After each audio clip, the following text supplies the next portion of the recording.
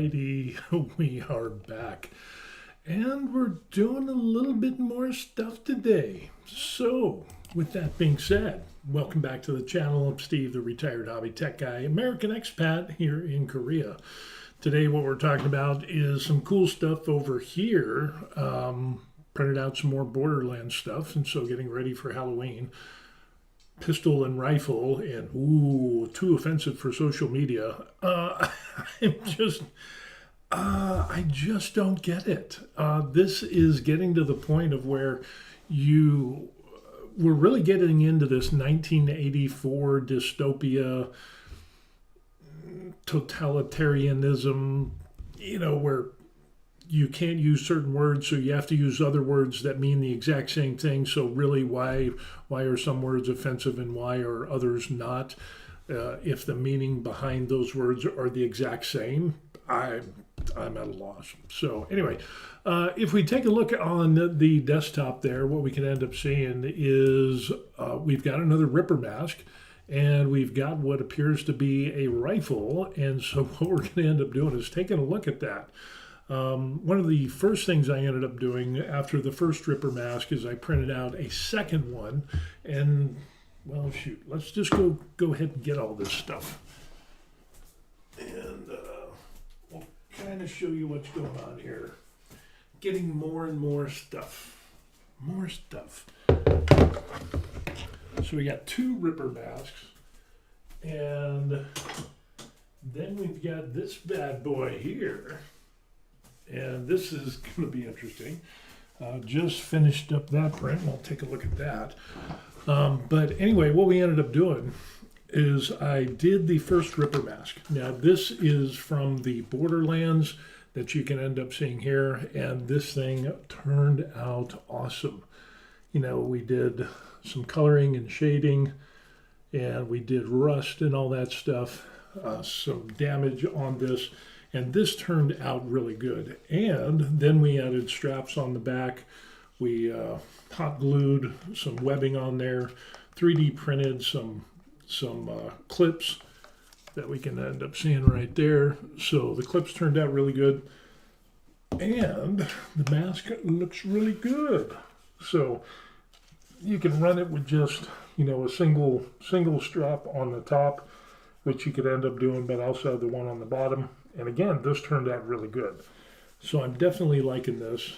And the other one, I printed out a second one.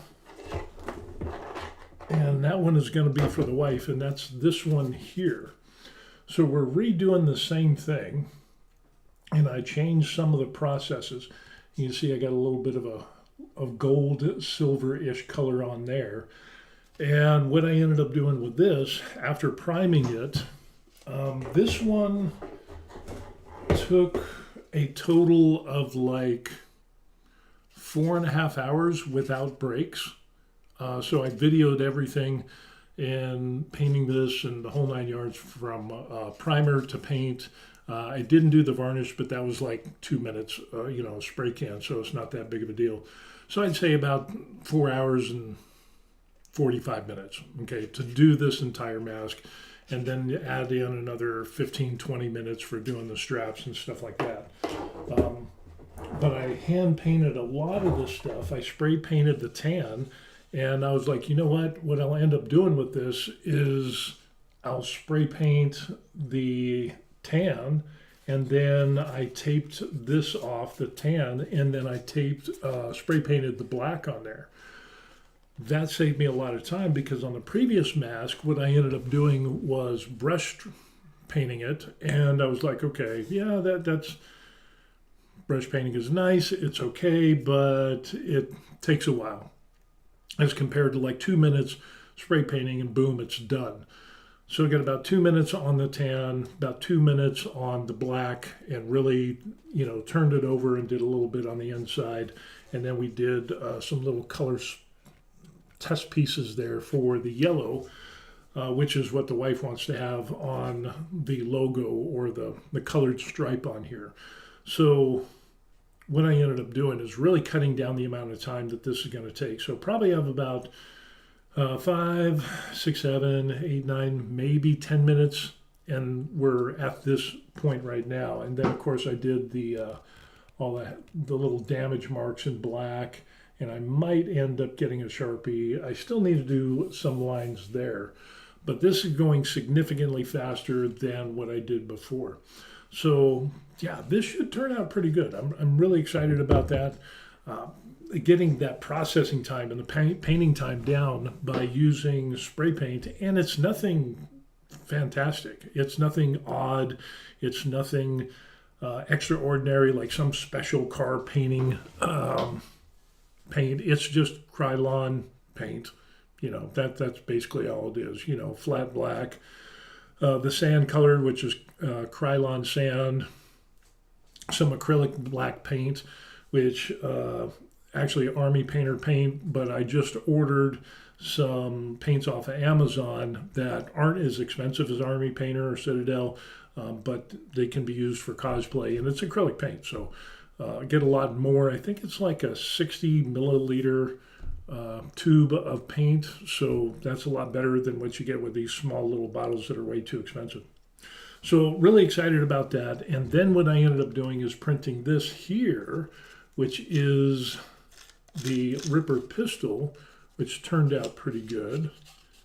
And of course I had to redo one of the parts there, but we can see that this turned out pretty good, and I'm in the first stages of printing, and instead of doing it black, I decided to do this in a brown, and then this right here is going to be silver, and then we'll do silver rivets in there, and then silver in the holes in there, and then we'll do silver for the trigger. So yeah, we'll get some colors in here, and then the other thing we're going to end up doing is taping this off and putting some like OD green, kind of like a muted OD green. So we got the brown, the green, and then you know, we'll have areas for like the silver, like on the cylinder that spins. So going to do that. We'll leave the rail black, and then we'll kind of do this part in silver along with that, and maybe these pieces up here. We'll see how that goes. But then kind of have like this piece down here like a green, and maybe this is green. We'll see how this goes. I don't know. It's kind of, you know, we got the tactical light down here. So this ends up being a pretty cool print. So, and that brown is kind of like it's still having a hard time drying. So I don't know. I got to leave that alone. We'll see how that goes. But I think this is going to turn out pretty good. This is actually going to be the wife's pistol. So she's going to have her mask. I'm going to have mine. She's going to have the pistol. And then I ended up printing this baby right here. So this ended up being a cool little print. And you can see there, of course, I had to do two separate colors because I ran out of the black Polymaker PLA. But this turned out to be a pretty good print. And it was in multiple pieces, and yeah, this is going to be, oh, and here's the cool thing. It has a removable magazine. So, kind of fits in there, and yeah, cool. So this is going to be painted as well. I'm not sure the color scheme that we're going to end up doing with this. Obviously, we'll have, I want to try to do as much spray paint as possible on this, and then kind of, sort of, maybe I'll kind of like do, since my mask has the cobalt blue on it, that maybe I'll do some cobalt blue on this. I'm not sure how I'm going to paint this. I really need to get some reference pictures. But this ended up being pretty good. And again, this is like 1, 2, 3, 4, 5, 6, 7, 8, 9, 10, 11, and then some little pieces, 12, 13, 14, 15, 16. I think this was like 16 pieces. So, or 17 pieces because it had a little addition down here. So yeah, kind of a cool little print that we got going on here, and I think this will work well for the cosplay. And we're doing all this for the Halloween that's coming up here in Korea. In case you're wondering, I didn't like modify this Where's my tape measure? Gotta get my tape measure. I'll be right back.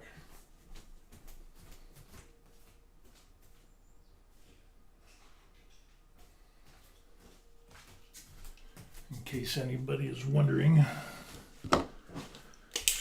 on how large these things are. And this is my other tape measure, my big one. But the pistol is approximately, let's see, what do we got here? It's about 11 inches that we're looking. So yeah, we've got that. And then the rifle here, which you can find on printables, all this stuff, the ripper mask, the pistol and the rifle can be found on printables on the Borderlands. Look up ripper mask and you can find that. And this is almost 38 inches long for the rifle. And then by about 9 3/4 inches high, which is at from the top of the little scope here down to the bottom. So it's a pretty sizable weapon. They have a bigger rifle on the Borderlands on printables, but we'll see how that goes. But yeah, this is going to be an interesting little build that we're going to end up doing and painting. Again, I want to try to do as much spray paint as possible with this. And yeah, this should end up pretty good. So, and then with the ripper mask and, you know, kind of some beat up military clothing, I'm going to try to do that. Maybe some camouflage pants, maybe some like boots or something like that, maybe a wife beater t-shirt or something. And this should turn out pretty good. So yeah, that's what we end up going. That's what we have right now. And oh, here's some other things. I got some additional rails because on the original pistol, it just has the rail here, but it included 2 more. So I printed everything. I didn't even question it. And then I just realized that there was no place to put these. So, because they were all the same as the top rail out there. So what I ended up doing is cutting it. And what I'm going to do is put it onto the side like so. And so, you know, because like right there, there's so much real estate there. It's so empty and it's not really, it just looks unfinished to me, in my opinion. So I think by adding this, what that'll end up doing, that'll add a little bit more additional detail to that, and I'll glue that in there, and we'll seal up that little end because I cut that off. But I think that'll add a little bit more detail to this and set it apart, because really, just like this, it just seems like it's unfinished. Okay, so I don't know. We'll see how that goes. But yeah, kind of really interested in doing this and getting this all done. Also painting the wife's mask, so we got that going on. And for people that are wondering, let me see if I can pull this up. I'll show you what I'm talking about here. Boom. So there we are. And there is the pistol. So we got the pistol going on, and again, that's kind of a cool little pistol thing that they got. I like that, but again, I'm going to go ahead and put those additional rails onto the sides, because I think that'll just add some more detail and take away some of that vast space that doesn't really seem to do anything. It really seems unfinished, in my opinion. So with the rails on there, I think that'll look really good. Let's see, what is... well, that's a different one. But here, oh, and that's a different one. Oh, this is from a guy, DSK001. So that's where that is from. And then this is a different one. I was thinking about doing this shotgun, and I'm still thinking about doing the shotgun. But let me see if I can find George. Hey, howdy. George is back. Good to see you. Let me see if I can find the original, the free ripper mask. RIPPER. Of course, I put border, BORDERLANDS. Borderlands Ripper. and we will get back to this. So here is the Ripper mask, and that's the one that was free by Borderlands. So again, it's for personal use. It's not, I've had some people claim, ooh, that's IP infringement because I printed it out for personal use and I made a video and posted it. I don't understand. Some people's kids. So if we click onto the Borderlands, you can see they've got a number of other items as well. They got the Ripper mask, they got the Borderlands 4 bore SG rifle, and then this is the Dad AR rifle from Borderlands 4. And they got a total of 5 models. So this is the one that I ended up printing out. And, that's going to turn out pretty good. I wonder if they got any makes. Nobody's painted it yet. So we've got that there. Nobody painted it, nobody painted it, nobody painted it. So yeah, we're gonna have to scour the interwebs to find what we're gonna do with that. And then the pistol that we ended up, that's from DSK001. And if we look at the makes on that, they just left it black. Yeah, I got a little bit of, I got some edge highlighting there. We got that. We got the little yellow stuff. I don't know about the yellow stripes, but I probably will put some yellow on there because it's going to be the wife and her mask is going to have like a cadmium yellow. So I want to have that kind of same type of yellow. So we'll do some type of striping on there, but just not in the position like that.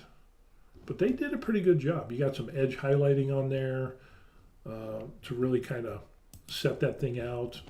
So as you can see, I like that little star on the cylinder. That's pretty cool. I like that. So, and that's all of the makes on that.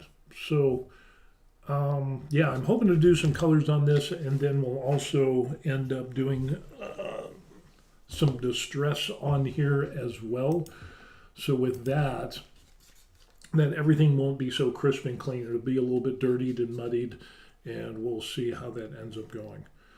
So either way, it's just a simple little cosplay prop, and yeah, that's how it is. The other thing I ran into, unfortunately, is my social media. I have a Facebook page off of my wife's Facebook. And like, we'll take a look at this and I'll show you. So there it is, the varied life. Ended up having 12 friends. I don't have much.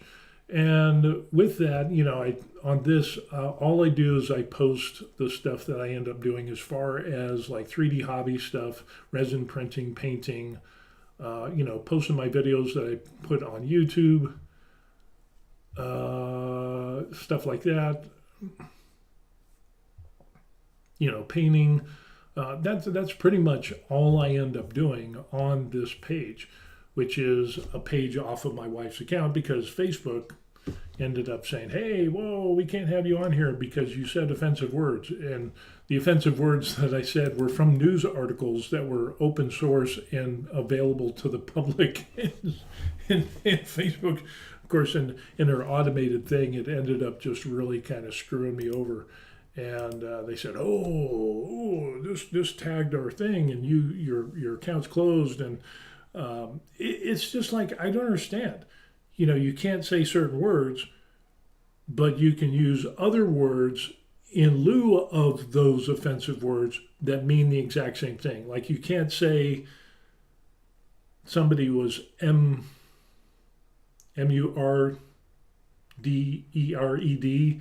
or the word that rhymes with grape, just knock off the first letter. You can't say that because, that's too offensive. Even though what I was reading was a news article talking about crime and statistics, and we were talking about overseas safety and crime and the difference between a couple different countries. So I was referencing articles from Korean news sources that are open to the public and free and accessible to everyone, unless you're like in communist North Korea or China or whatever. But yeah, apparently Facebook thought that was too offensive. And now I'm starting to see, because even on this page, because I put the name of this, which is the P word, and then the name of this, which is the R word, apparently that tagged something. And so when I got up this morning, and what I ended up doing is going to the page and then just checking out some of the stuff here. So, for example, let me show you an example of this. So here it is. There's a post that I did in 3D printing for beginners and pros. There's where I printed that out, and just what layer height, talking about other people doing theirs and stuff like that. And so when I tried to leave a comment,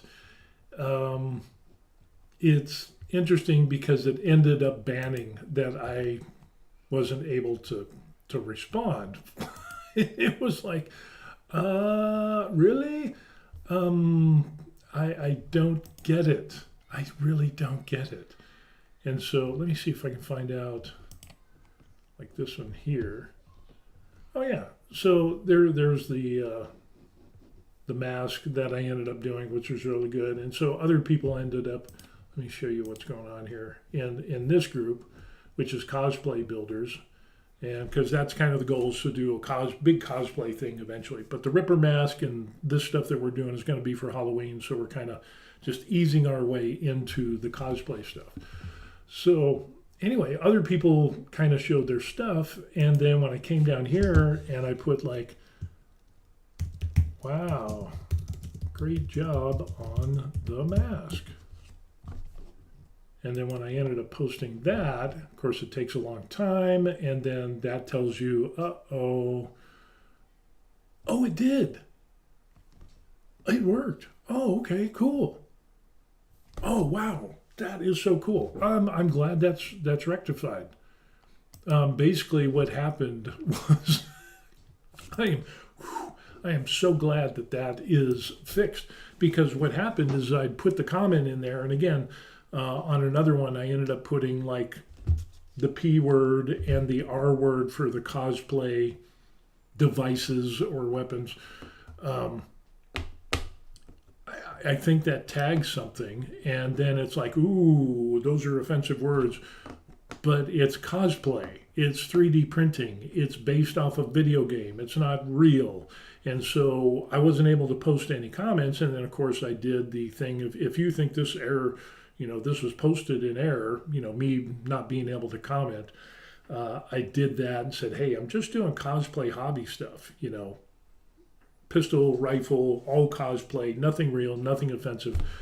But it's just weird that during these days, certain words will get you banned and get you flagged, but then you can use other words that mean the exact same thing, like unalive, ooh, he was unalived. Well, we all know what that means, because if somebody was M'd or K'd, K-I-L, and then you finish it, those two words, the M word and the K word, ooh, you can't do that. That's offensive. That's violent. That's whatever. And it's like they don't even look at the context of what is being said. And that's why I ended up getting banned off of Facebook. For weird stuff. But then it's like other people had recommended, well, you can use these other words in lieu of those words. And in my understanding, it's like it means the exact same thing. So I don't understand this 1984 Orwellian dystopia that we have, in that people are getting in trouble with posts on social media. And then what's even more amazing is I saw a clip that was talking about how Russia has kind of like arrested like 300 or 400 people off of social media posts. And I was like, ooh, Russia, bad. 300 or 400 people. Hey, Zombie Hunter's back. Awesome. Good to see you there. We're talking about the latest 3D prints that I'm doing. And right now I'm kind of ranting about the 1984 George Orwell dystopian thing that we got going on, where you can't say certain words because those will get you flagged, and maybe even your account being banned, or you just can't have an account anymore. but you can use other words in lieu of those words that mean the exact same thing, and everybody knows it, but those words are okay. I really just don't get it. It just doesn't make sense to me. It seems like a waste of time, and we need to be careful. So I'm just kind of like trying to be careful in the stuff that I say and stuff like that. But when you post stuff and say, "Ooh," yeah, it just kind of like makes you hesitant. So anyway, Zombie, this is what we ended up printing the other day. This is a Borderlands pistol that we found on printables. So we got that going on, and we're in the process of printing this. So we're going to have brown on the handle. We're going to have silver back here. We'll do, for the holes and stuff right there, we'll fill that with like silver or gold or whatever. And then we'll do kind of like more silver and maybe some OD green on this. So this will be the wife's cosplay pistols. So we got this. And speaking of the wife, started out on her mask. And so we got that.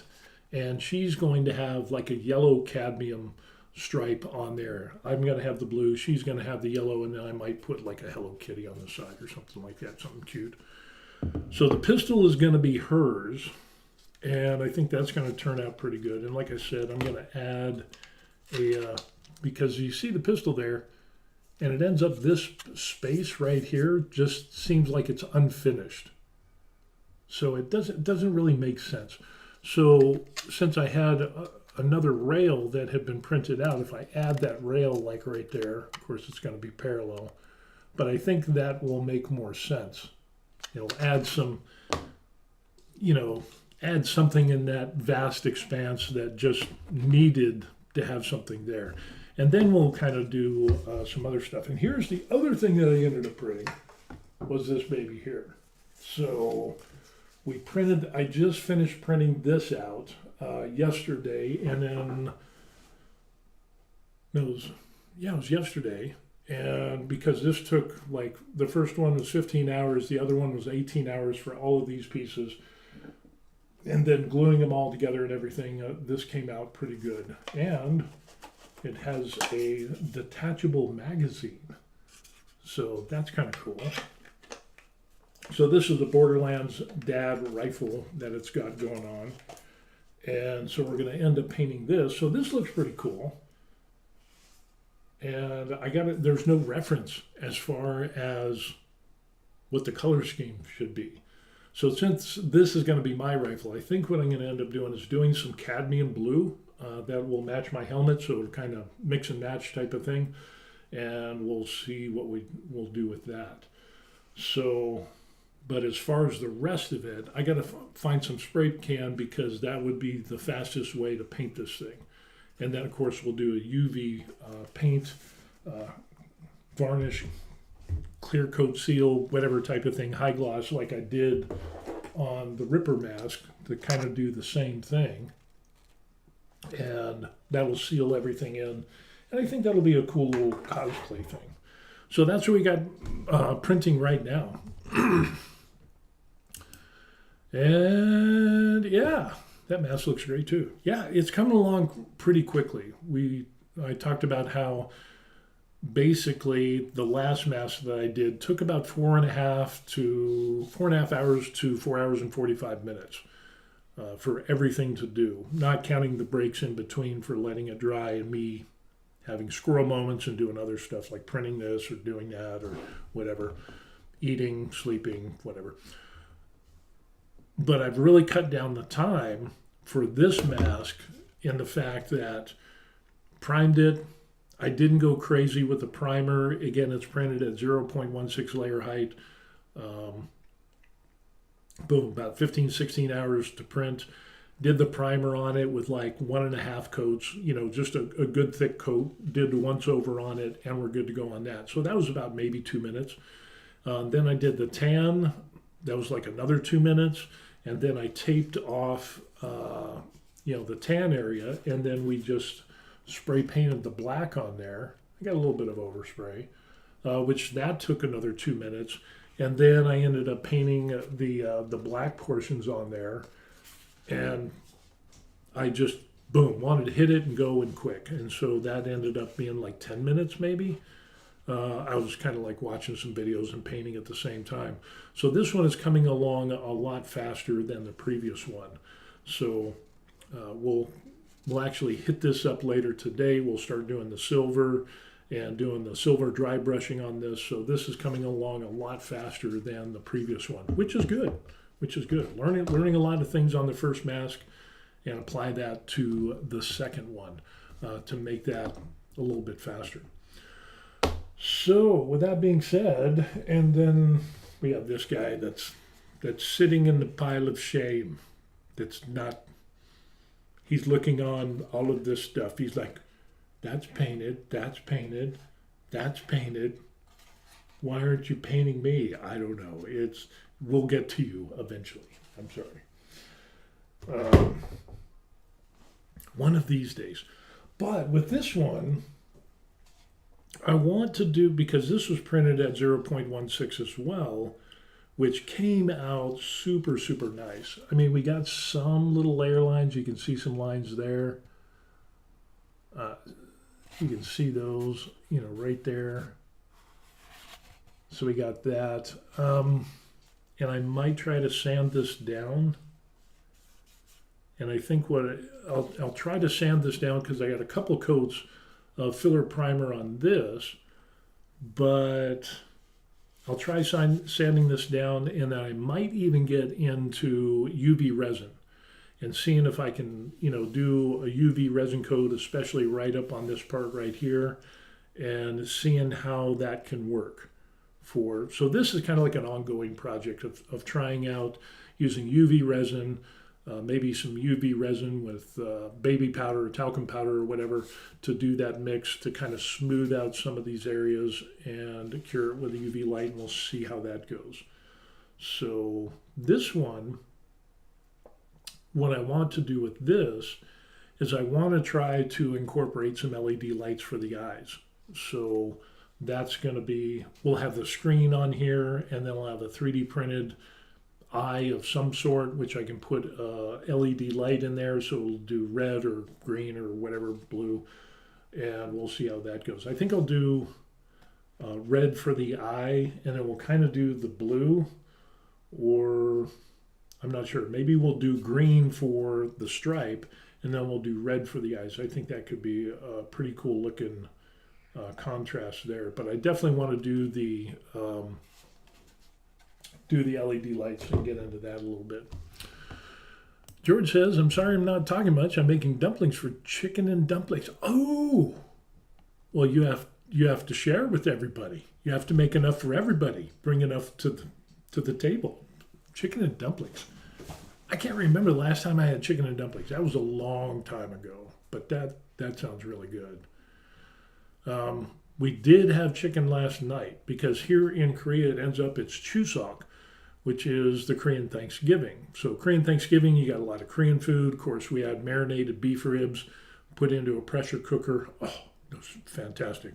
So we had gotten like 2 or 3 packages of that. We must have had 1, 2, 3, 4, 5, 6, 7, 8, 9, 10, 11,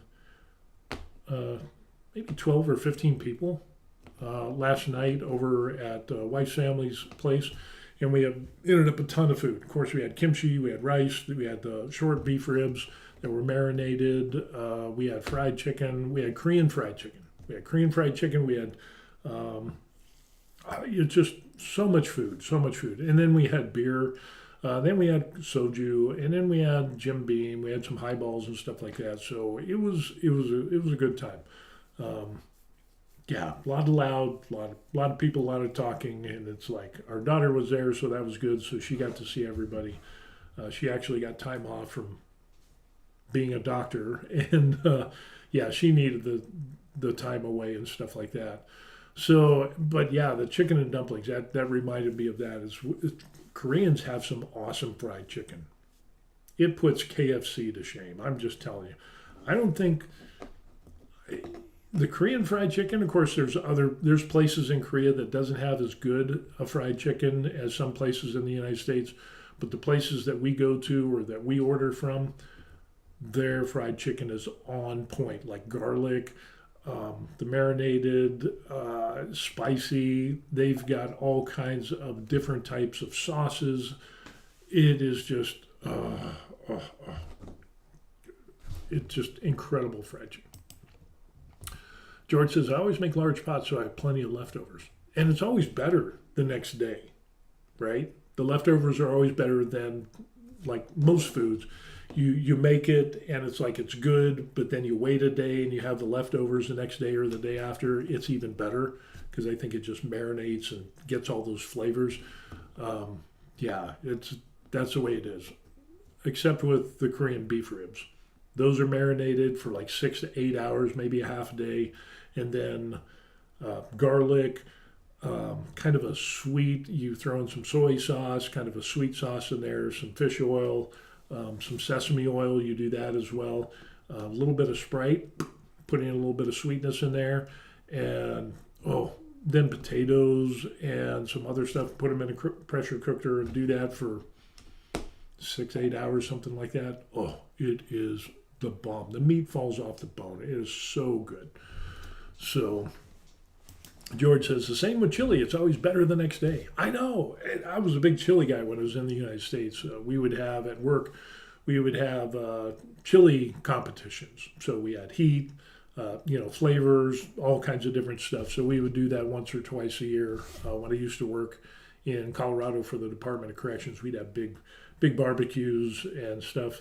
And then it kind of petered out over time because the leadership didn't think having barbecues was a good thing for morale. So we would have barbecues, unofficial barbecues. So yeah, it was kind of a weird thing. And they were like, "Oh, you can't have barbecues. Why? We're doing it on our own time during lunch when we're also authorized to have lunch." Well, who authorized you to have a barbecue? And it's like, dude, just chill out. We're having food and we're having fun. It's a good morale builder. Leave us alone. So yeah. But leftovers from that was good. Oh, we would have people that they would smoke brisket. They would have, we had a bunch of people that were hunters and stuff like that. So you have deer and elk. Oh, the elk was really good. And then what else did we have? Oh, then you'd have like bison. You'd have somebody that would make like elk jerky or beef jerky, make their homemade beef jerky and stuff like that. They process their own meats. Oh man, love being in Colorado for that stuff. It was especially elk. Oh man, I really like good elk. Bison's pretty good too, but bison it's really lean, so it's kind of hard to keep it moist and to keep it tender. A lot of people don't know how to do that, but when you find somebody that can do bison really well, it's pretty good. But I generally like elk better. Deer meat is, and I've done some hunting. Honestly, I'm not a big fan of deer meat unless it's cooked super great. Chef's got to know what he's doing, but a lot of people, it's real gamey tasting, a lot of sage in that. It's just that if it's too sagey and too wild, I have a hard time eating that. It's just not as good. George says, bison is probably my favorite meat if done right. Done right is what it comes down to. So, yeah, good stuff. Chicken, dumplings, meat. Oh, let's have some barbecue. Man, now you're making me hungry. I haven't ate yet. I had my latte, but I haven't ate yet. So now you're making me really hungry. So anyway, that's what we got going on. Like I said, we ended up doing the pistols, so we're going to do more painting on this. I'm hoping to get... these are the two things that we're going to be working on. We're going to do the pistol and the wife's mask, and we'll spray paint this, and as this is drying, and hopefully the other spray paint I have will dry a lot quicker. This is still just a little tacky.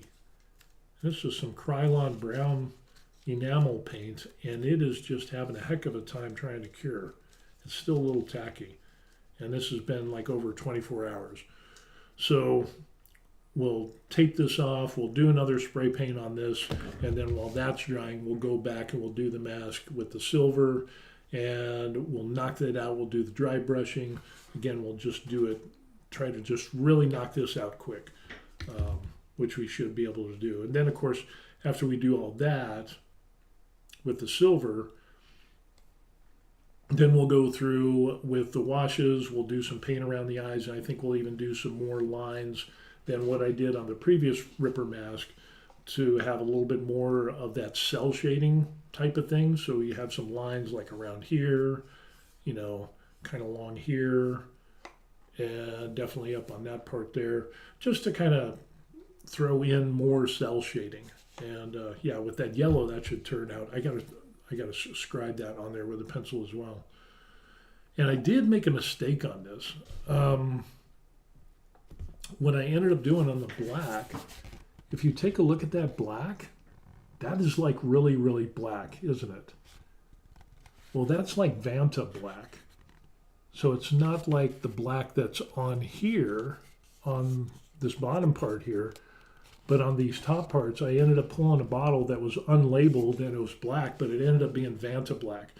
So it's really, really black, and you can't see any reflection on this. So I'm hoping that with the silver, and we'll throw in just a little hint of like maybe some gold to with the silver to try to get a little bit. We kind of did that here with this and those vents there. It's got a little bit of gold, so that'll tie in the yellow stripe, that with the cadmium yellow stripe that we're going to put on here. So that should turn out pretty good. And the yellow stripe should be like that right there. So I think that'll turn out really nice. So, but that's the plan for today. And I also got to go to the gym, so we'll see what happens. George says, eventually I want to print the caster pistol from Outlaw Star. I don't know if you have seen it. No, I haven't. So let me see if I can pull that up. So, caster pistol, Outlaw Star. And we'll take a look at some images. And we'll see what we got. Ooh, so it's kind of like a, oh, that's kind of cool. So it's kind of like a steampunky type of thing that you got going on there. So that's kind of cool. Oh yeah. Yeah, that looks like a cool print. There's a good one there. See if we can. Yeah, that could be pretty cool. Yeah, there's just so much stuff you can 3D print, and it's like there's still parts of me that is like being 59. It's like this is kid stuff, but then again, it's like, but it's cool. So I'm trying to regain a little bit of my childhood that I left behind because I joined the military when I was 17 and actually turned 18 when I was in basic training. So I was doing some stuff back in the day when I was a teenager. Dungeons and Dragons, that was a big thing. And ooh, that was evil. I remember that whole thing. And then the Star Wars. But then when I joined the military, pretty much my life evolved around the military. And you didn't, back in those days, like 1985 is when I joined, military was military. You know, you work hard, play hard, drink hard, and, you know, rah, rah, you know, go kill, kill, kill, cover me while I throw my grenade and the whole 9 yards. I left all this creative side and artistic side aside for, you know, a couple of decades.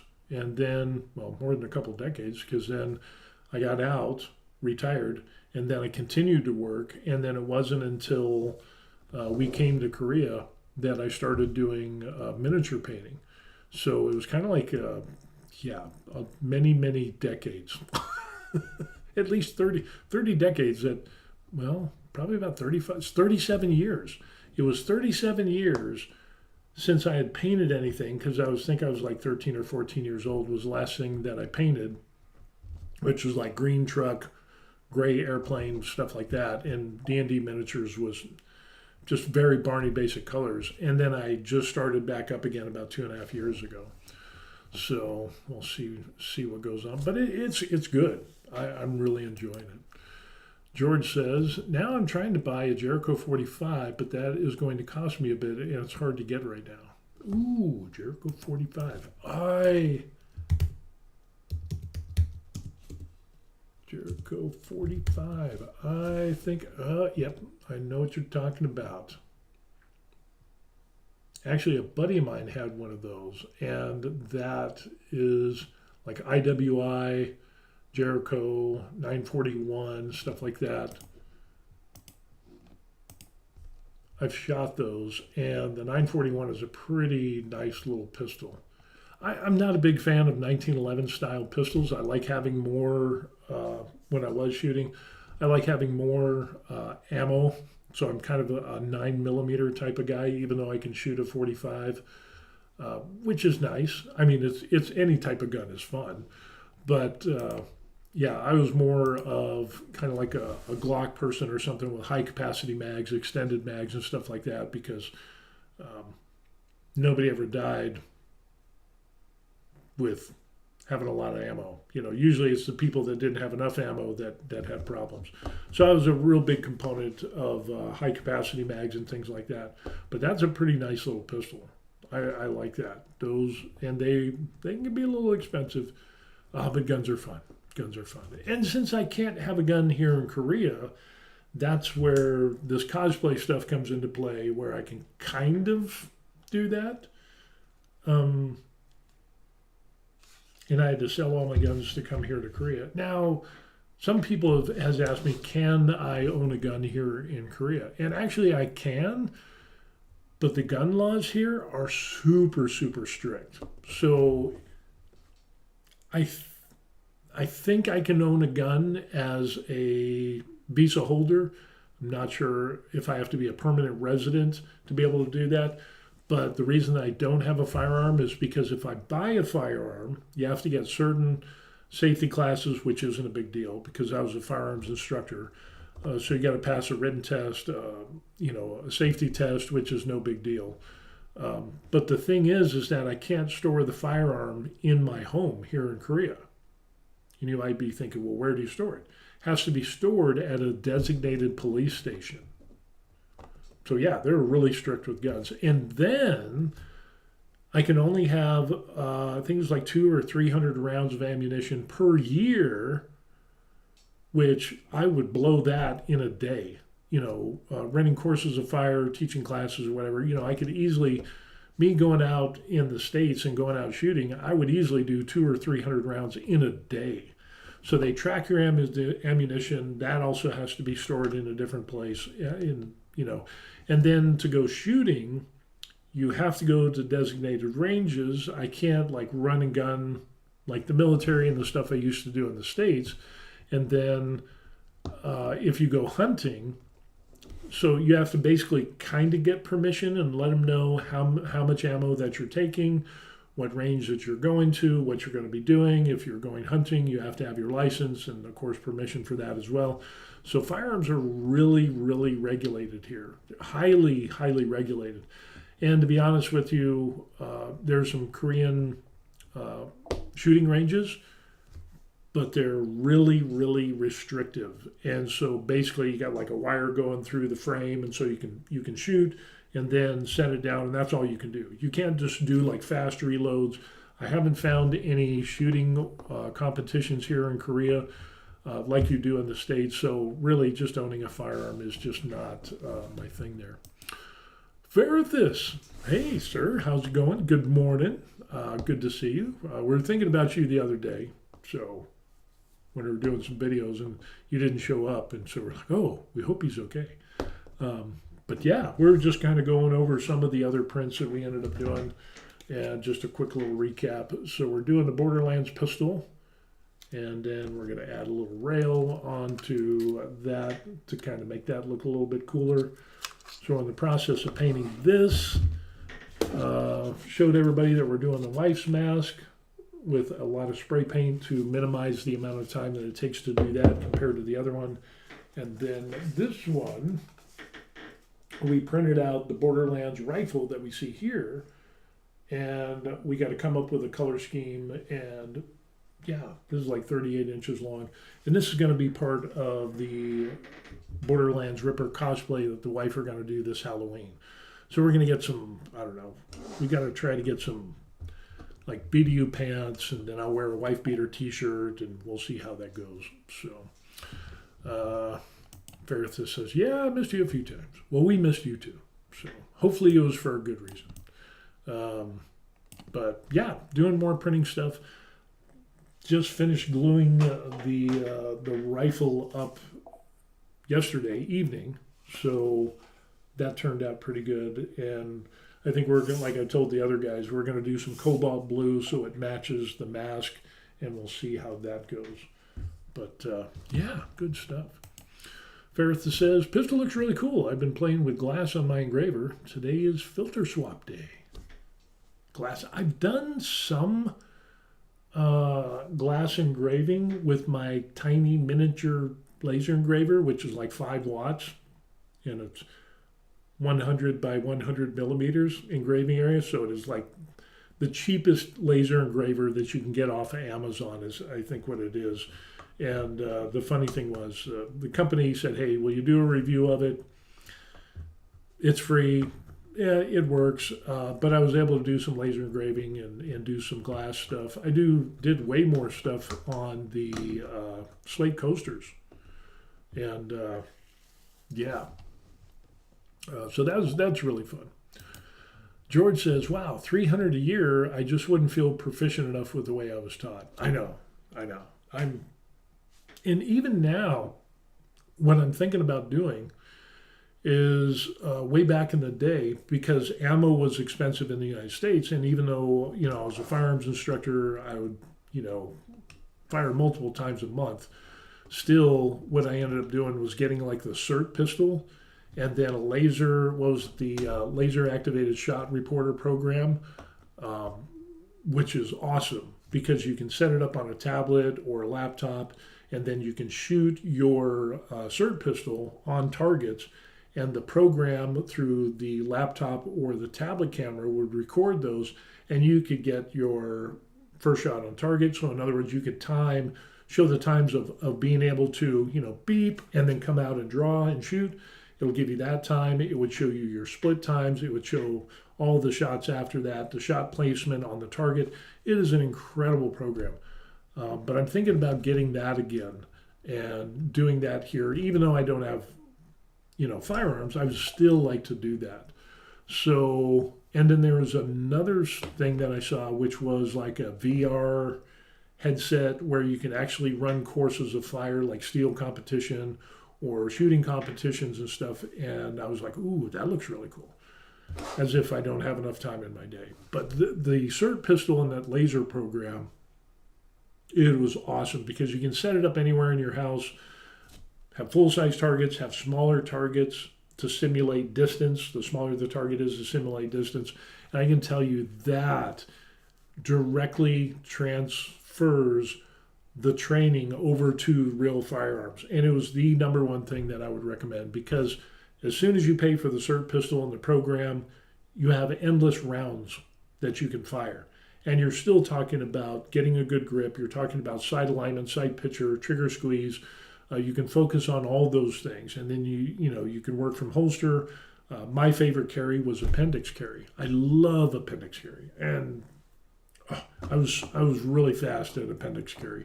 I could draw and shoot around in, I think the fastest I ever did with appendix carry was 0.72 or 0.69 or something like that.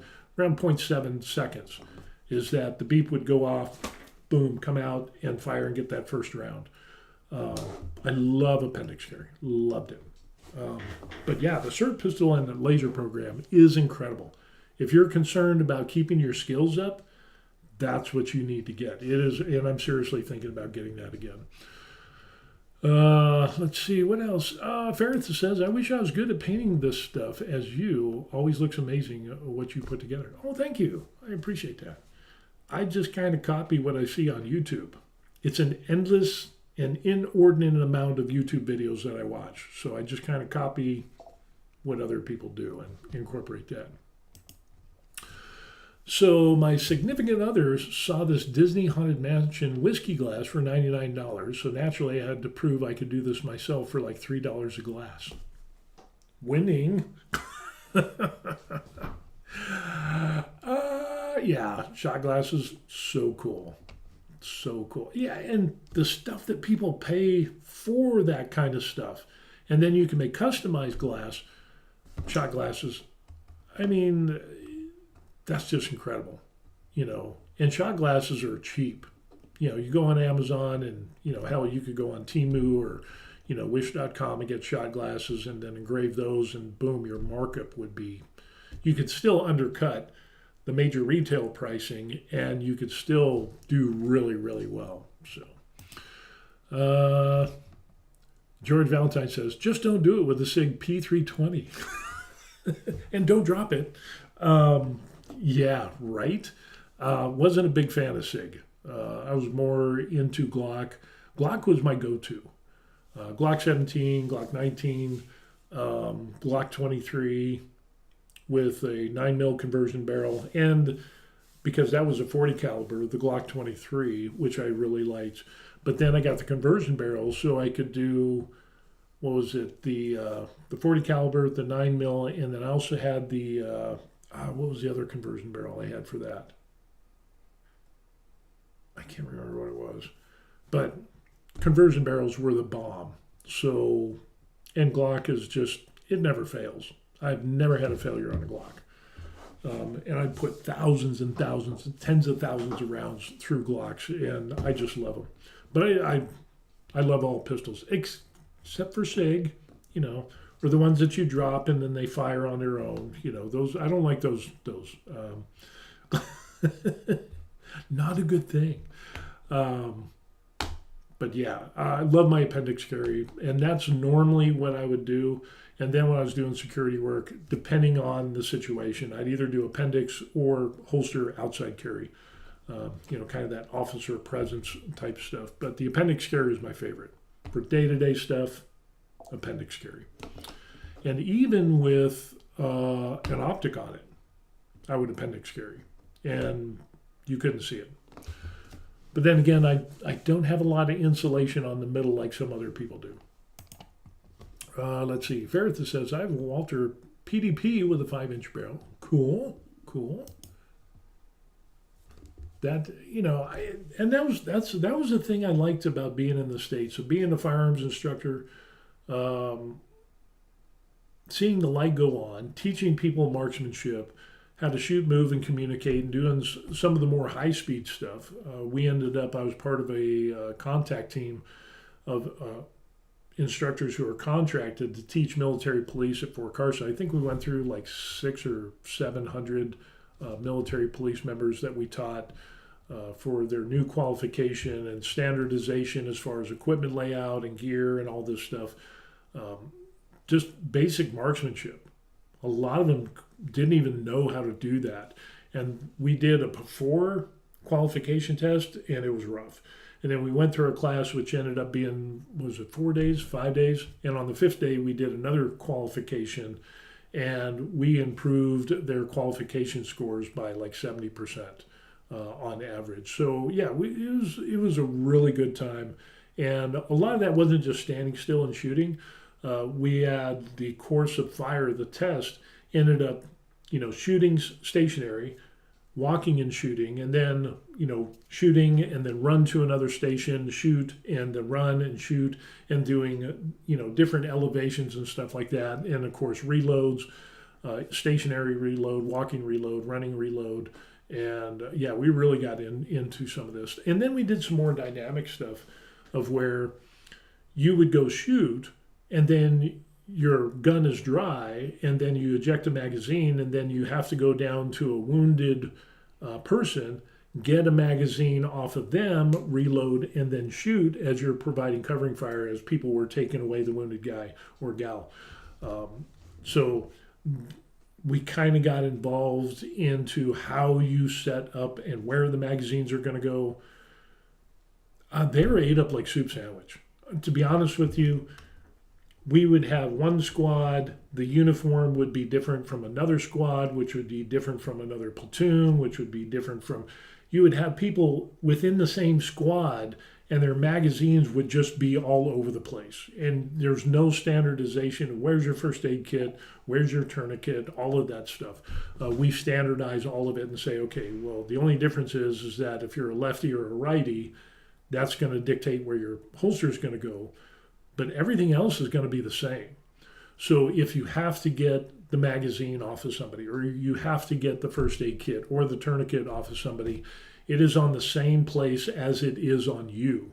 So there's no ambiguity in regards to where is this stuff, because if you're injured and you have to put a tourniquet on somebody, time is of the essence. We had people with tourniquets that was in the back on their, weird places where you couldn't reach them.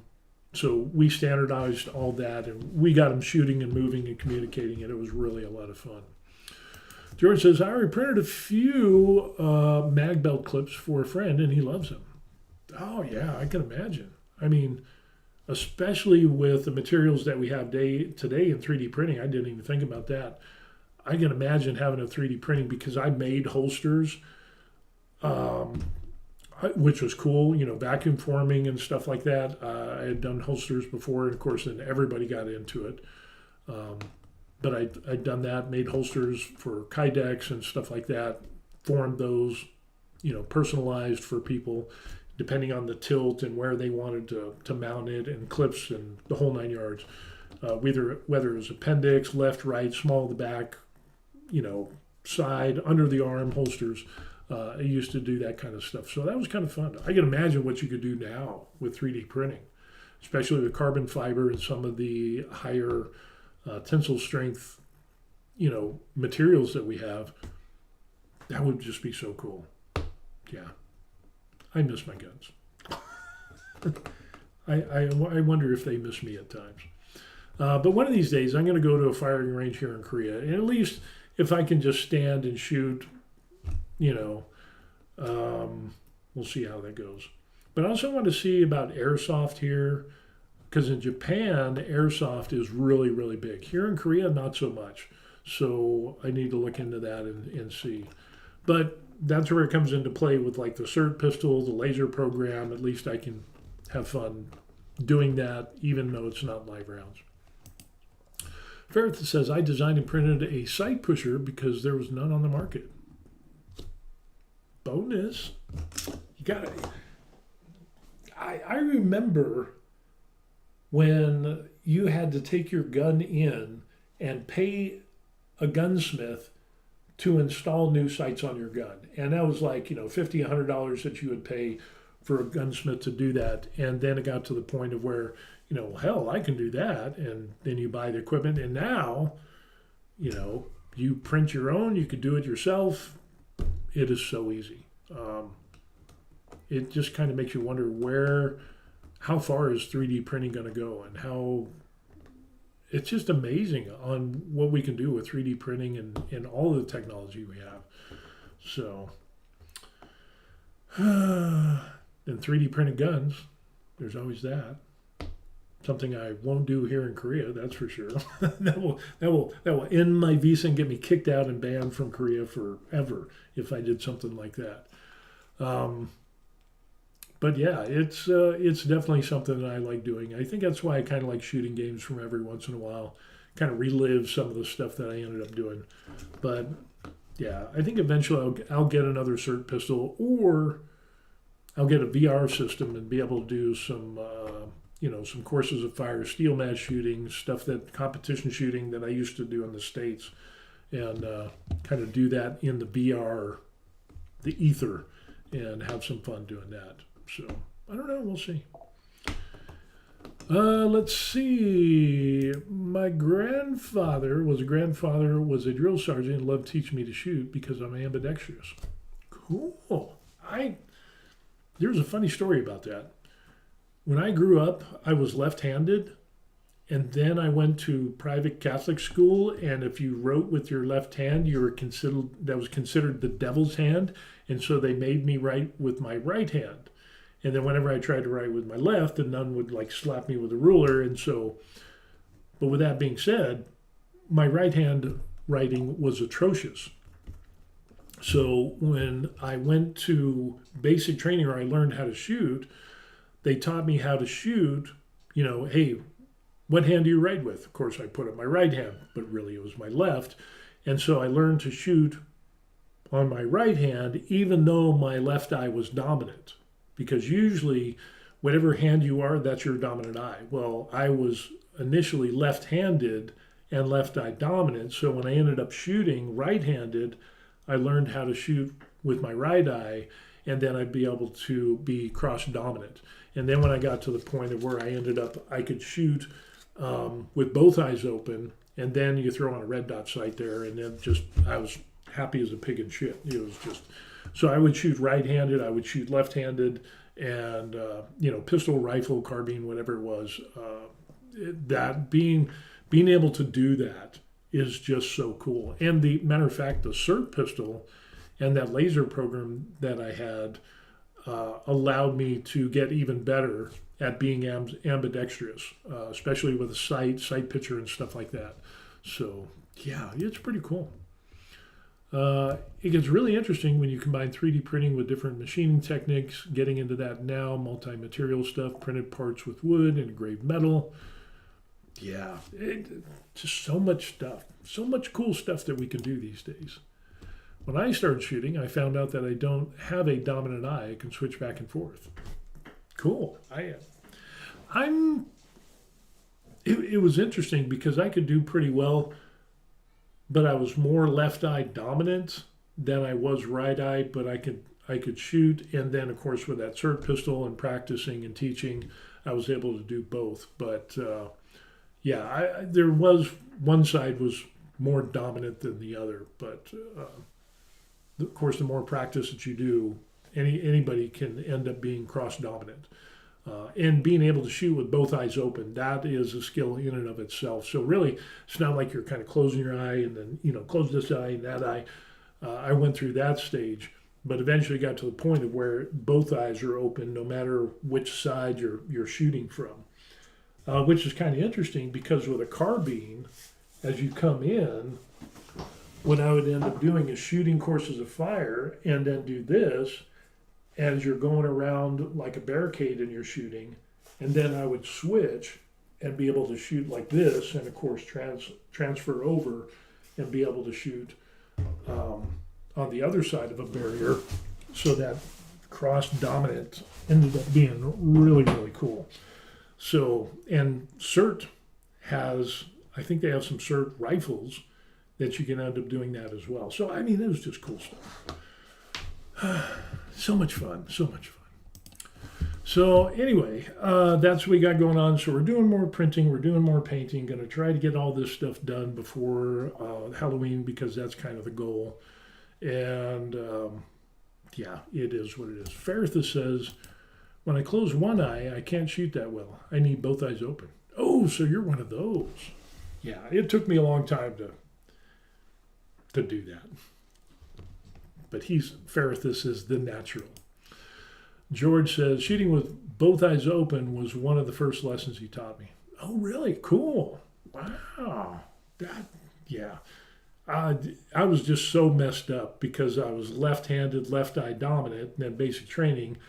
My shooting was pretty rough to begin with, but eventually over the years, being in the military and running ranges and stuff like that, keep practicing. I volunteered to go to ranges to do range details so I could shoot more and get better, so I get better scores, so that would help for promotion.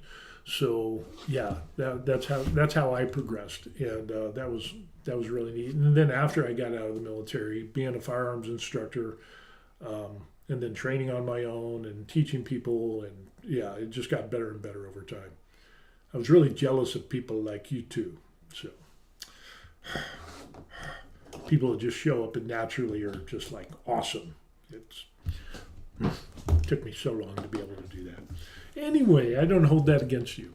But like I said, that's what we got going on. So we're doing more prints. We printed more stuff. Stuff's glued. And Ferrithus says, Dun, dun. Well, I used to do that in VR video games, so I guess I got a head start. Oh yeah, cool. I, the tools that we have today, I mean, no longer do you have to spend tons of money every month to be proficient in firearms when you have VR, when you have SIRT pistols, laser pistols, programs, and all of that stuff. It's just kind of amazing on how I remember when I would teach way back in the day, we would use airsoft pistols. And I remember there was such an uproar because people are like, the only way you can be proficient is by using a real gun with real bullets and this. And it's like, no, you can use airsoft. If I have a Glock airsoft pistol, yeah, it shoots a little 6 millimeter BB, okay? But I'm still getting grip. I'm still getting sight alignment. I'm still doing the drawing process. I'm still doing reloads. I can do that as well. So I can sight picture, sight alignment, the whole 9 yards. I can do all of that with airsoft pistol. I remember back in the day, people would just blow their minds. How dare you? There's no way that translates over. It does. And then the same type of blowback happened when laser pistols came into play. And, were laser modules that you could put on your pistol and be able to practice that way as well. So, even just the laser cartridge where you'd have to rack your slide and then you'd be able to shoot and one pulse of the laser would go out, you still have to do grip, sight alignment, sight picture, the whole 9 yards. Trigger squeeze would make a difference. You just have to watch where the laser landed. And then you throw in laser programs and, kind of like the laser activated shot reporter program, which is incredible. But yeah, now it's come to the point of where that stuff is fully accepted. And now we have the VR stuff, which is, man. And I also had a simulation program, where you see like the law enforcement with the, real life video, and then whatever you do, they have alternate versions of that situation that can come into play. I actually had the program for that, and I would use that in my classes because we would, we helped teach the military, and so I actually qualified to be able to get that program. So I had that as well, and that was a high-speed, expensive program, but incredible stuff, incredible stuff. Again, situations, is the bad guy a bad guy, or is it just somebody that's pissed off? Is the wife, does she have the gun or the knife? I mean, just in law enforcement situations, it's just so cool to be able to do this. And now we have VR, and I really would like to do that. It is safer than a blank. Even a blank can kill it close enough. Yes, absolutely. And if you remember, who was it in the movie Brandon Lee, Bruce Lee's son, when he did The Crow, he actually, because of a blank that was fired at close range, that wasn't good for him. So, yeah, blanks. But lasers, boom, good to go. I mean, you don't want to point it at somebody's eye and do, force on force. But, it's just, yeah, way safer. When you have a negligent discharge with a real bullet or even a blank, that can cause problems. But a negligent discharge with a laser pistol, a SIRT pistol, that's not going to kill anybody.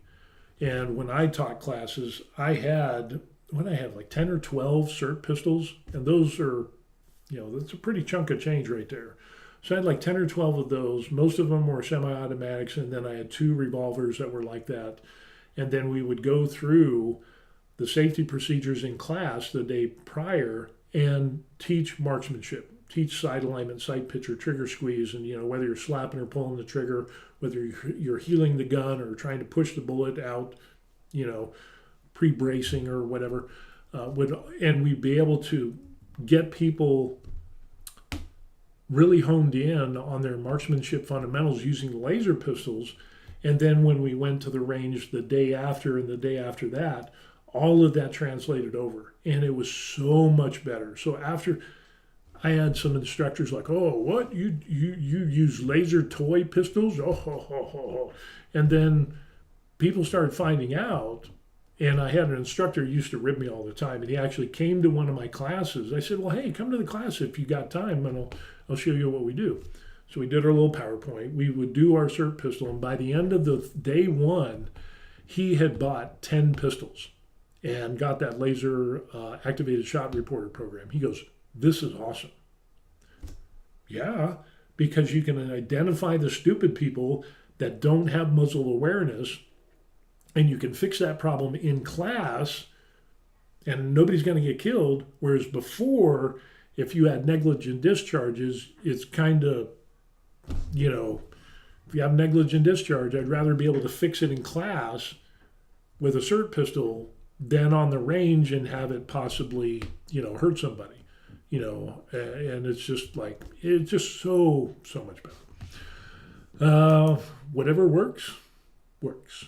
Absolutely. If it works, it's not stupid. So, yeah. Airsoft pistols, laser pistols, now they have VR and everything. And it just, I've kind of been through the whole gamut of firearms training. And yeah, I really do miss it. Now you got me wondering. Again, as if I don't have enough stuff to do already. So anyway, I think we're going to close out this video. So thanks for going down memory lane with the firearms and sharing your stories and all this stuff. That's really cool. And then, you know, the sight pushers and installing your own sights. And yeah, it's just kind of cool. It's really cool. So anyway, like I said, we're going to finish doing all that with the wife's mask. Again, a little bit, you know, we're doing that. A lot of spray paint to minimize the build time or paint time on that. Same thing with the pistol here. We're going to throw some colors in. And of course, with the rifle that we ended up having, kind of cool, about 38 inches long. So we got to come up with a color scheme for that. And yeah, that's it. We're going to call it done. So let's see. I wonder if you can print good airsoft armor. Absolutely. Absolutely. There were some people that I know they printed airsoft masks, you know, safety masks and stuff like that. So armor is not a big deal. I think you could do really well with that. It depends on, because usually you're looking at about 250 feet per second, maybe 300, something like that. So yeah, airsoft armor would be an easy deal to do. That would be, yeah, cosplay armor. You know, just do 5 walls and you should be good. Anyway, so that's what we got going on. Again, the obligatory like and subscribe to the channel. I would really appreciate that. And email, if you want to email me pictures of the stuff that you've done, go ahead and do that. Some of you have already done that, and that's pretty cool. Doesn't matter your level of expertise. Boom. Just, it's cool to get into a hobby, whether you're brand new, experienced, or expert level, like some of you all are, and just sharing the information and just having a good time. That's what it's all about. Ferrith says, in regards to the airsoft armor, just use the right material. Polycarbonate would definitely do that. Yeah.